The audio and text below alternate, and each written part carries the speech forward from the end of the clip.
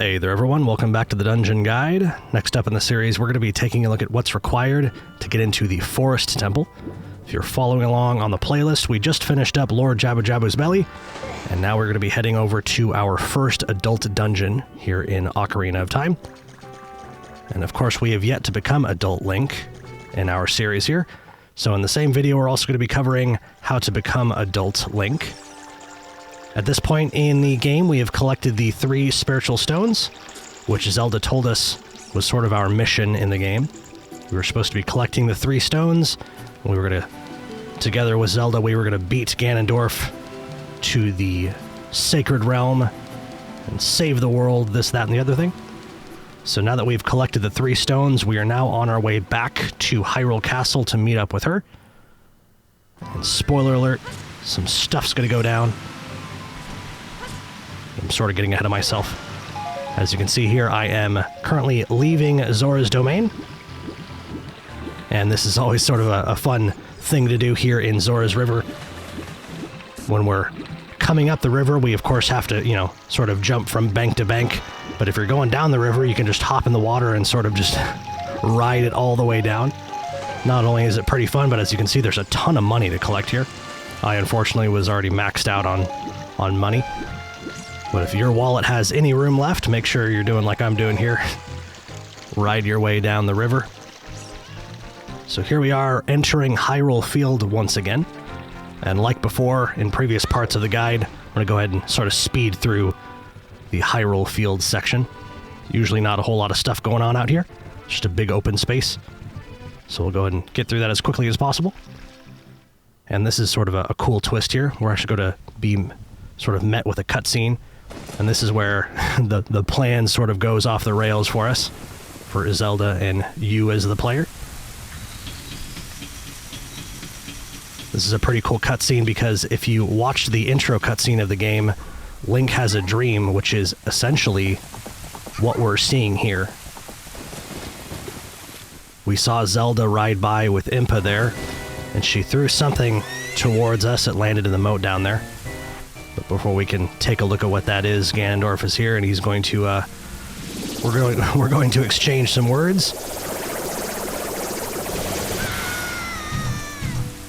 And then he's going to charge up that attack and hit us in the face with it, which is probably one of the coolest looking things in the game.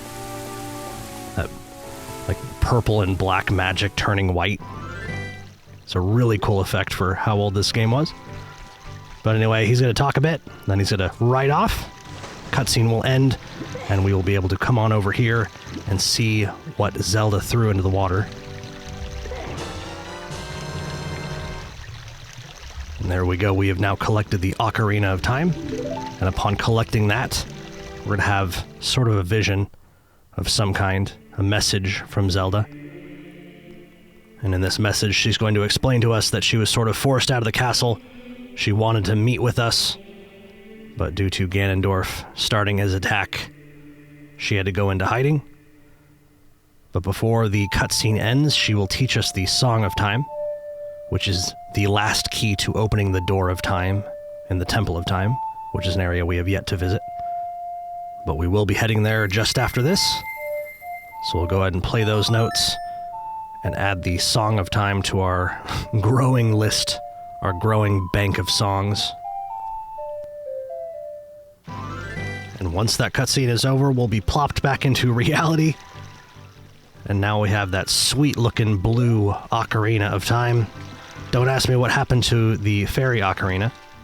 That special gift from Saria. It's just gone. We just threw it back into the moat where we picked up the Ocarina of Time. Upgrade achieved. Anyway, though, we're back in the Hyrule Market area. We're going to come over here.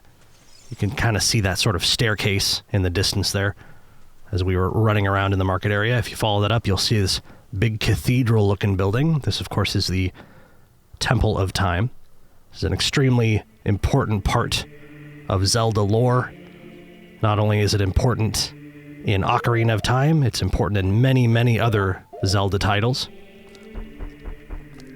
Couldn't even tell you how many different versions of the Temple of Time I've visited as I've played Zelda games over the years, which is a pretty cool concept in my opinion.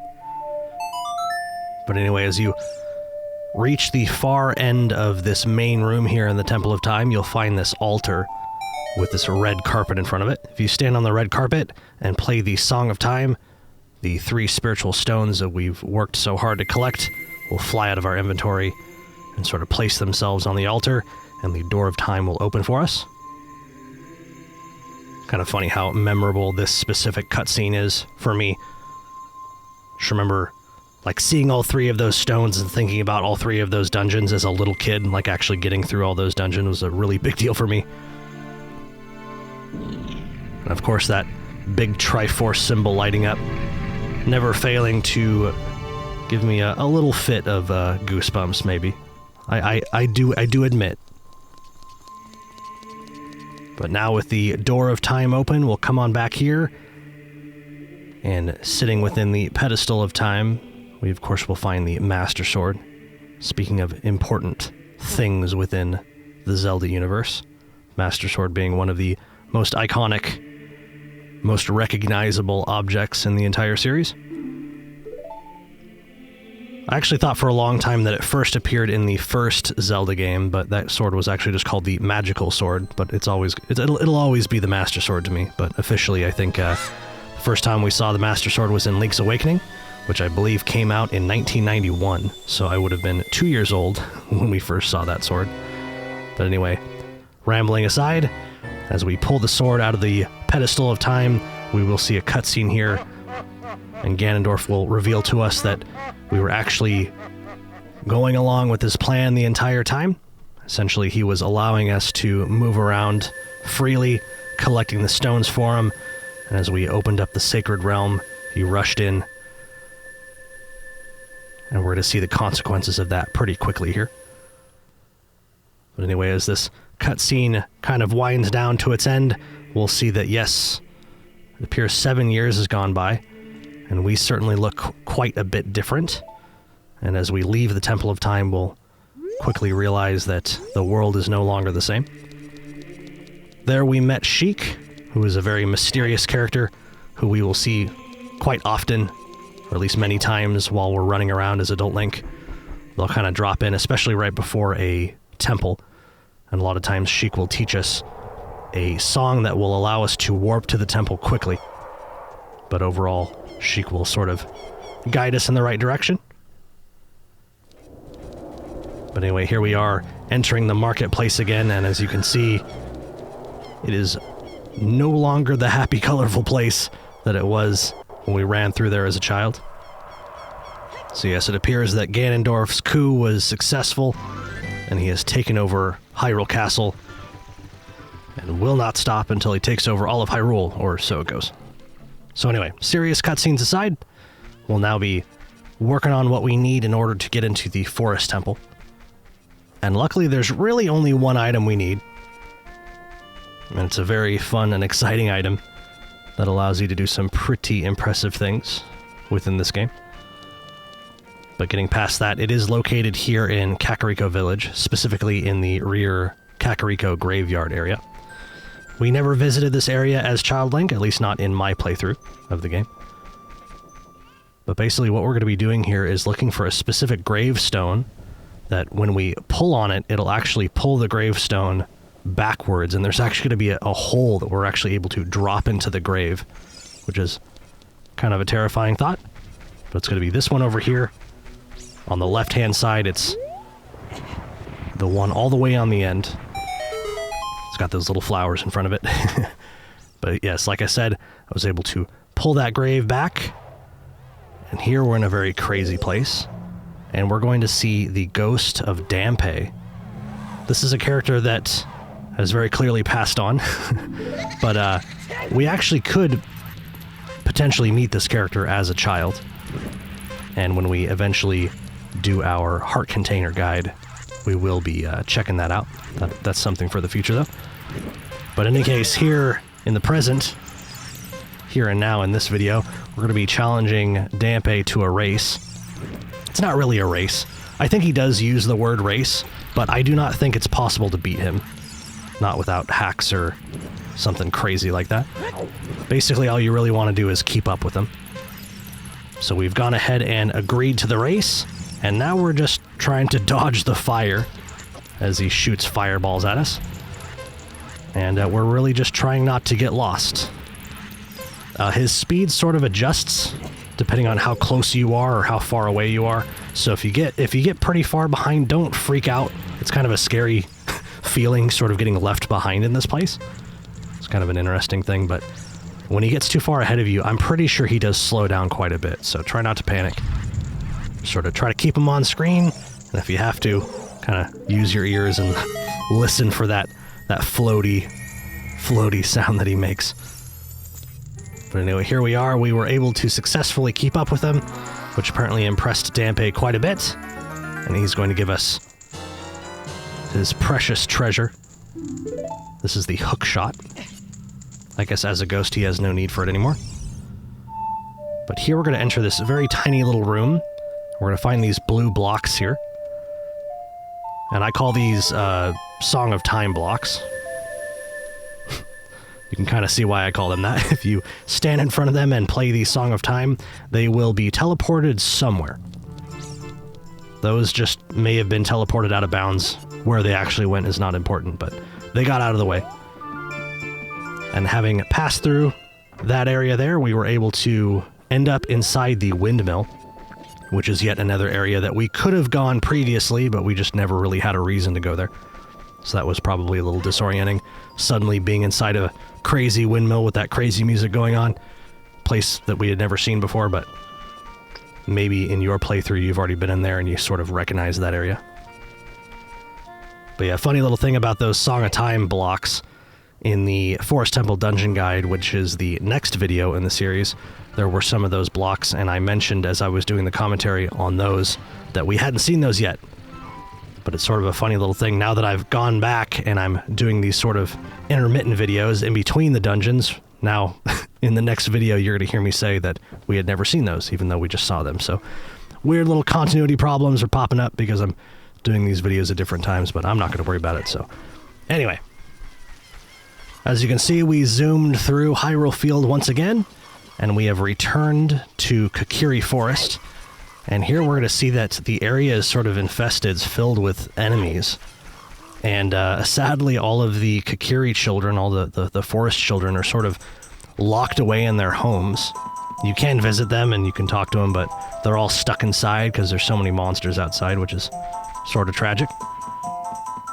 But we'll be heading through Lost Woods once again. We're basically going to be going to the end of Sacred Forest Meadow, which is where we met Saria last time, where we got Saria's song.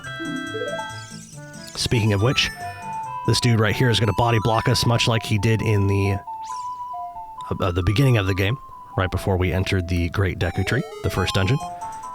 And apparently he doesn't care that we have a sword and shield this time. I guess that only works on him once. However, if we stand in front of him and play Saria's song, it will convince him to, I guess, trust us. And he will step out of the way once again. Interestingly, he does not seem to remember us. I do realize that we look a little bit different, but I believe there is some sort of lore reason for the forest children not remembering us. Fortunately, I don't remember what it was. Anyway, though, here we are in Sacred Forest Meadow once again. And like before, this maze area is going to be sort of a pain in the butt, only this time it's going to be worse. Instead of those Deku guys shooting at us, there's going to be these Moblin guys. These terrifying enemies where if they see you, they'll run at you, and they make a terrible noise, and it seems to jump scare me every single time. But Navi there was telling us how we can sort of use the Z trigger to sort of peek around corners. And on that previous Moblin, I was able to shoot him in the front of his body, which usually doesn't work, so kind of keep that in mind. Sometimes you can get lucky. See, like that right there? It didn't work. They seem to be sort of tough from the front. As you saw before, sometimes you can get a shot in. For some reason, they take damage, but most of the time, the shot will sort of bounce off and not do anything. And a lot of times you can sort of bait them into attacking if you can kind of step out like this right here. That was perfect. I was able to get him to run at us, and I was able to get out of the way in time.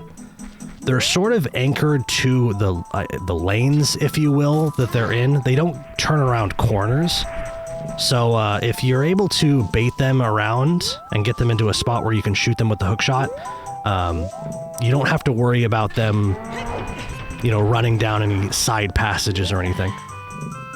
They basically move in one of two directions. They go up a section and down a section, and that's it. That right there, it kind of looked like he was about to wrap around the corner, but he was actually turning all the way around to go back the way he came. So I do think that that's sort of a neat little bit of information. Here there's an even bigger moblin. He's got a big old dang club. Luckily this one doesn't charge at us. But as you're walking towards him, he will strike the ground and it creates like a shockwave. So you kind of want to be like sort of changing where you're running towards him. Don't stay in a straight line for too long. You want to dive out of the way. But anyway, having gotten through that crazy maze once again, we've now reached the back end of Sacred Forest Meadow. This is where Saria was previously. This is where we learned Saria's song. And here we're going to meet up with Sheik once again, and he is going to teach us the Minuet of Forest. I think I mentioned before that he will teach us warp songs for the dungeons. So this is the first example of that. We'll go ahead and learn this song, and unfortunately it's the only warp song that we know right now. But once you get a good collection of these warp songs together, you can get around, you can zip around in the game pretty quickly, which is nice. But having collected that song, and having gotten through the cutscene, we're basically just one step away from getting into the Forest Temple. And that step, of course, is using the hookshot to grab onto this tree here. It looks like there was at some point a staircase leading up to the temple, but it looks like it's crumbled away. But having used the hookshot to get up there, we were able to get into the Forest Temple. So thank you so much for watching. That's how you get into the Forest Temple. Coming up next, we'll be taking a look at the temple itself. Hope you stay tuned for it, and I'll see you in the next one.